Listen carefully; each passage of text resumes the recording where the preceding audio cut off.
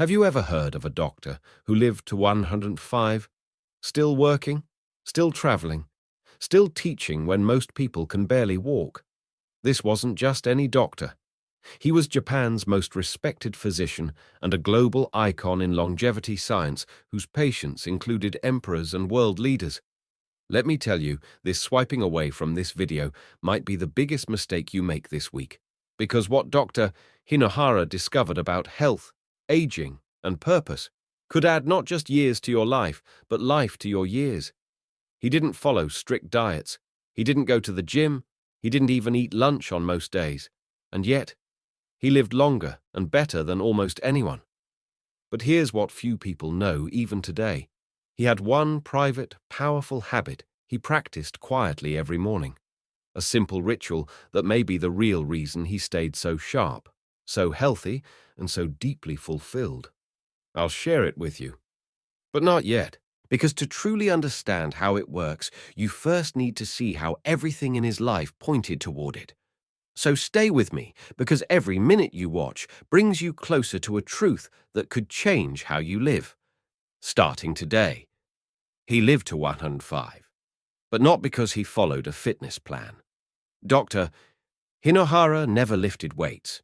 He never ran marathons. He didn't go to yoga class or follow a step counting app. Instead, he did something far simpler and far more powerful. He never stopped moving.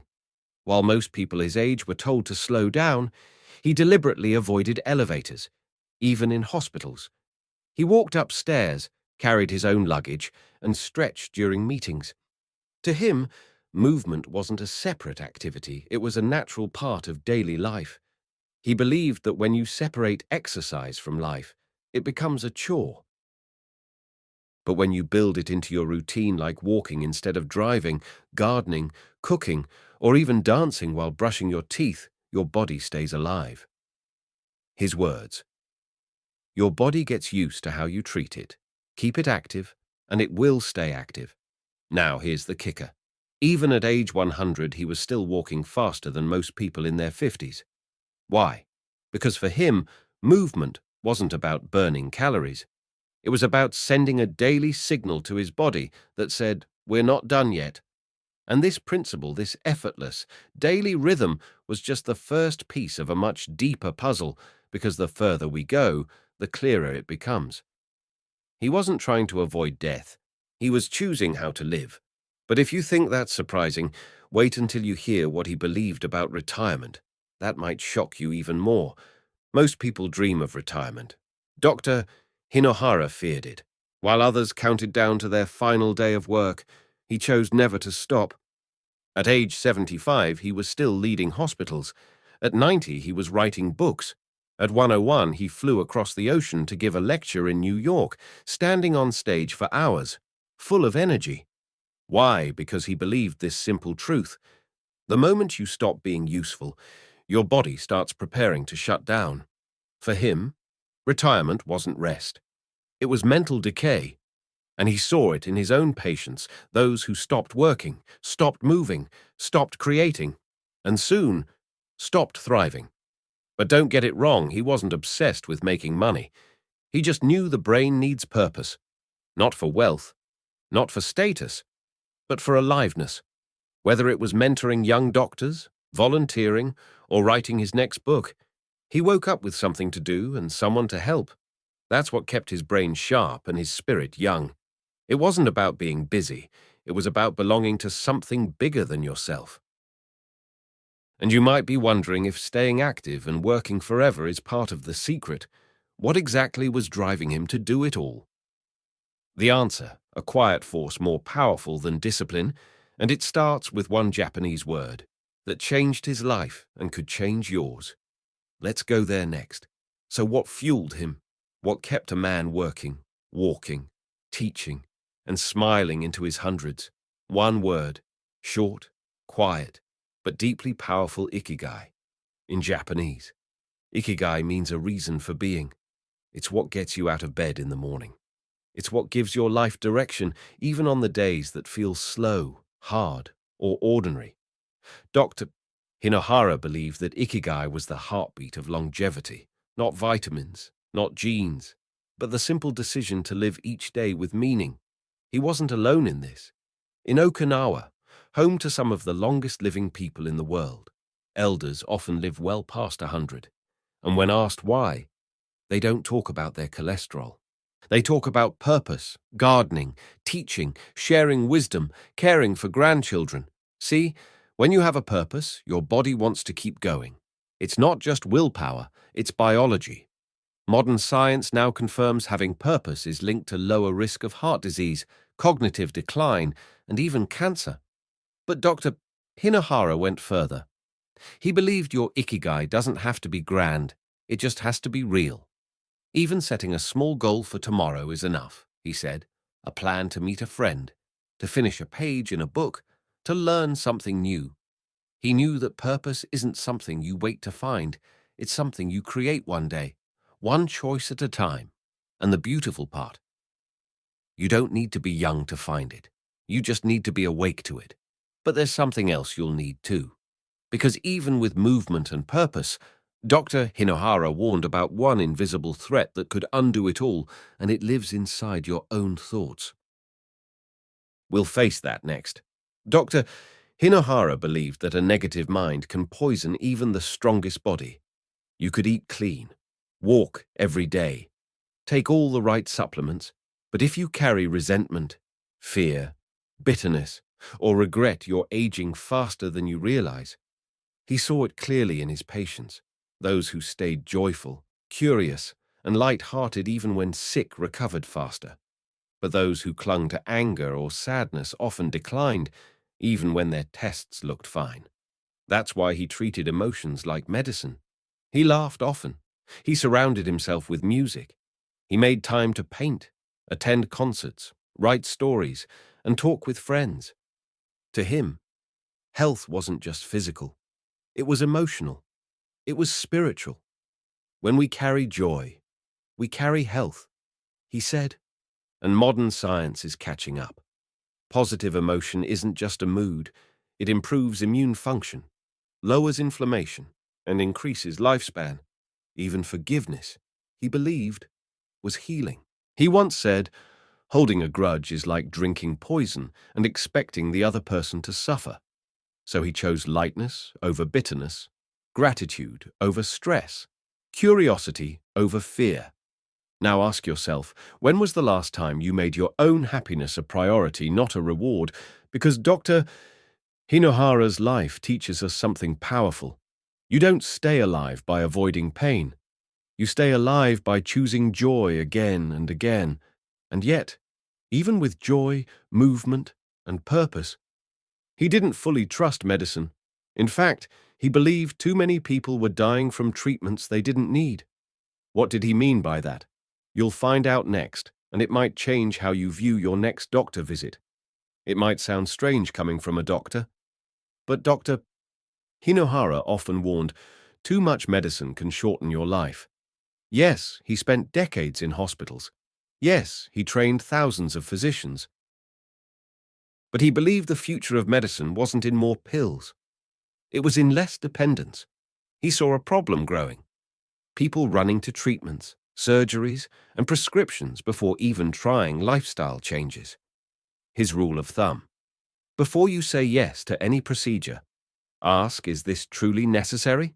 Will this treat the cause or just the symptom? Dr. Hinohara believed most chronic illnesses weren't born in hospitals. They were born in kitchens, in offices, in stress-filled homes, in disconnected lives. That's why he focused so deeply on prevention, natural foods, daily movement, a calm mind, purposeful living, staying socially connected. He even warned against obsessing over checkups. Health, he said, is not found in test results. It's found in how you live day to day. Of course, he wasn't anti-science. He was pro-simplicity. And most of all, he was pro-responsibility, because he believed something most doctors never say out loud. The best healer is your own lifestyle, and he lived that belief for over a century. But how do we balance helping ourselves with helping others, Dr. Hinohara had an answer for that too, and it became one of the most powerful energy sources in his entire life. Let's go there now.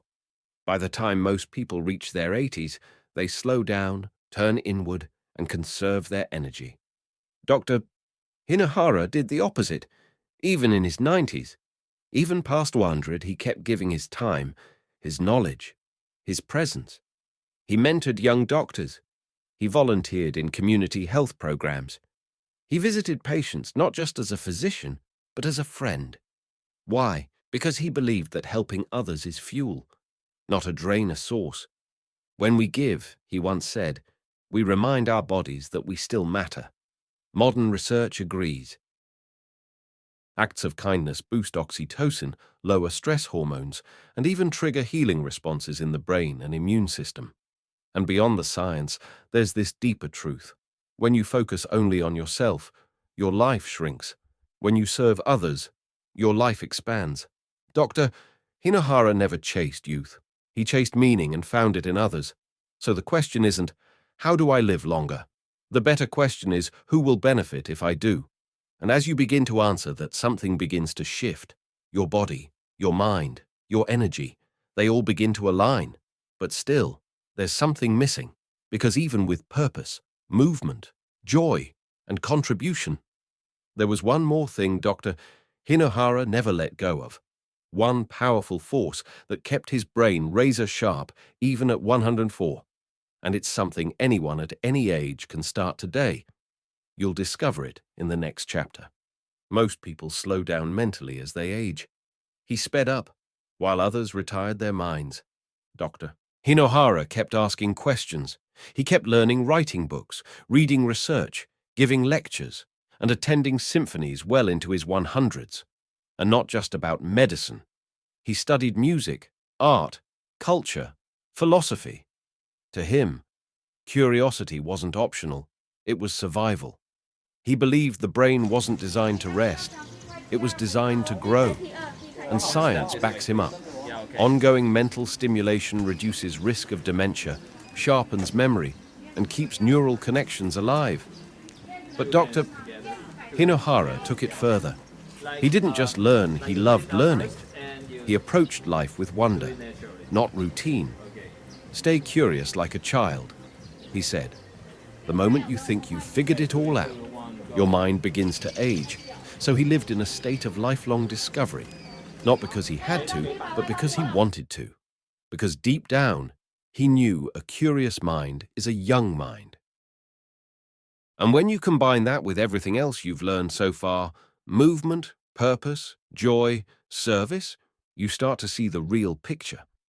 But before we reveal the one daily habit he never skipped, the ritual that set the rhythm for his extraordinary life, there's one question left. What exactly did he eat to stay so energized, so sharp, and so light? Well past 100. Let's take a look.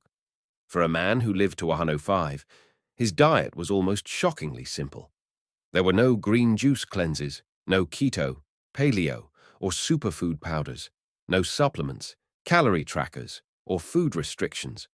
Instead, he followed one quiet rule: eat to live. Don't live to eat. So what did Dr. Hinohara actually eat? Every morning, he had a cup of coffee, a glass of milk, a small glass of orange juice, and 1 tablespoon of olive oil taken straight, yes. Olive oil. On an empty stomach. He believed it kept his arteries clean and his skin young. And the science agrees, healthy fats support heart and brain health, especially in older age. As for lunch, often just a few biscuits and more milk. Sometimes, nothing at all. He said, when I'm busy helping others, I forget to eat, and I never feel hungry. Dinner was always light. Fresh vegetables, a little fish, a modest bowl of rice, and twice a week 100 grams of lean meat. Occasionally just a square of dark chocolate. That was his treat. But perhaps his most powerful dietary rule wasn't about what he ate. It was about how much. Like the long-living Okinawans, he practiced a principle called hara hachi bu, which means stop eating when you're 80% full. Not stuffed, not bloated, just satisfied. This small habit reduced stress on his metabolism, lowered inflammation, and gave his body room to rest and repair. Modern studies show this gentle calorie restriction may even trigger autophagy, the process where the body clears out damaged cells and rejuvenates itself. And that's the magic. No rigid rules, no extreme fasting, no obsession, just light, intentional nourishment day after day. But don't be fooled. Food wasn't the real reason he lived so long. It was just one piece of the picture. Because the most important thing he did, the ritual he never skipped, the habit that may have actually kept him alive, that's what I'm about to reveal. Are you ready? You've seen his daily habits, his movement, his mindset, his meals, his mission. But now, it's time to tell you what you've waited for since the very beginning. The one thing Dr. Hinohara did every morning that he never talked about on stage, not in interviews, not even in his books, but those closest to him saw it quietly, consistently, every single day. It was a ritual he did before his feet even touched the floor. He would lie in bed, eyes still closed, and visualize one way he could help someone that day. That's it. No apps, no affirmations, just a single thought. Who can I serve today? And from that question, everything else aligned. His body moved with purpose. His brain stayed sharp. His heart stayed full. It wasn't just an intention. It was a declaration of relevance, of staying needed, of choosing meaning before motion. Because you can eat all the right food, you can exercise, meditate, take supplements, but if you don't feel connected to something bigger than yourself, your cells know it, your heart knows it, your body begins to dim. Dr. Hinohara didn't live long because he feared death.